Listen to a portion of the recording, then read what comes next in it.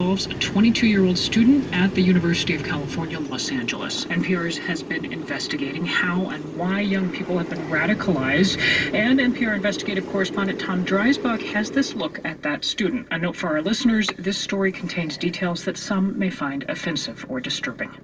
Hey, let's take a seat, people! It's January 6th. A group of rioters have breached the Senate chamber and are rifling through senators' desks, some taking documents. One of the rioters, a young guy in a red MAGA hat and with a blue America First flag, sits down in the same chair that then Vice President Mike Pence was in just hours before. Belongs to the Vice President of the United States. Another rioter yells for him to get out because it's bad for their image. It's not our chair. The young guy gives a kind of smirk and says, "But we just broke into the Capitol." Federal prosecutors say that guy is Christian Secor, a 22-year-old student from UCLA. His attorney declined to comment to NPR. In court, his attorney conceded that the evidence he was in the Capitol is incontrovertible, though argued he was not violent that day. Not long after this video was published by The New Yorker, a lot of his classmates recognized him, like Aiden Arasasingham. Once we saw him, I don't think we were surprised that was him. And I think that's the problem. In fact, for about a year before the riot, students had been raising concerns about Christian Secor and his far-right anti-immigrant ideology. That hit home for students like Arasasingham, whose parents immigrated from Sri Lanka. One of the biggest warning signs was Secor's support for an extremist named Nick Fuentes. My name is Nicholas J. Fuentes. We have a great show for you tonight. Very excited. Fuentes, like Secor, is 22 years old. He live streams a show online called America First, and he did not respond to NPR's request for comment. On top of racist, homophobic, and misogynist rants, Fuentes has repeatedly engaged in Holocaust denial.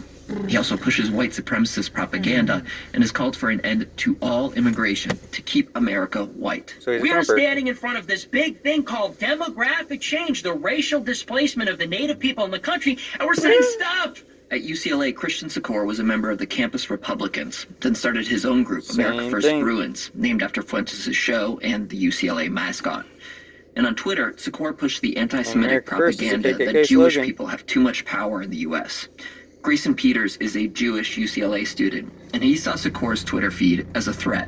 I was certainly concerned, not that it would immediately lead to violence, but that it would create an unwelcome culture. So your sense, looking at the Twitter feed, was that it was racist, anti-Semitic, and fascist? That is entirely correct. So Peters wrote an essay about Secor and his group for a campus Jewish publication. Secor's response to that essay raised even more concerns. Here's Secor talking to a far-right podcast last summer. These people are just liars. They lie through their teeth. They know they're lying. These people are essentially enemy combatants, and they have to be dealt with that way. I don't mean it like that, but...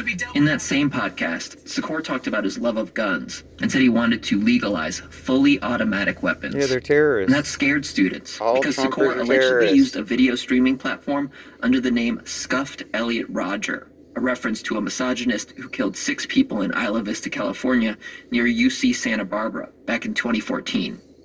So students said they took their concerns to the UCLA administration. UCLA told NPR it could not comment on Secor's case. Public universities like UCLA face a challenge when dealing with students like Secor because they're legally constrained by the First Amendment. Hate speech most often is free speech.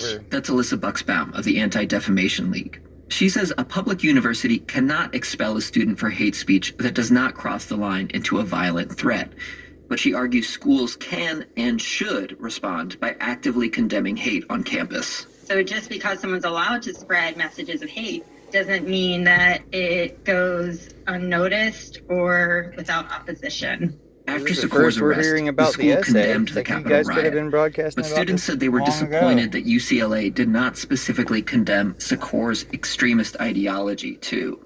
Like Una Flood, a Japanese-American student who had been worrying about Secor for a year. UCLA definitely could have seen this coming, and it's just such a tragedy that they didn't. Federal prosecutors now cite Grayson Peters' essay about Secor, as well as screenshots of Secor's tweets taken by UCLA students.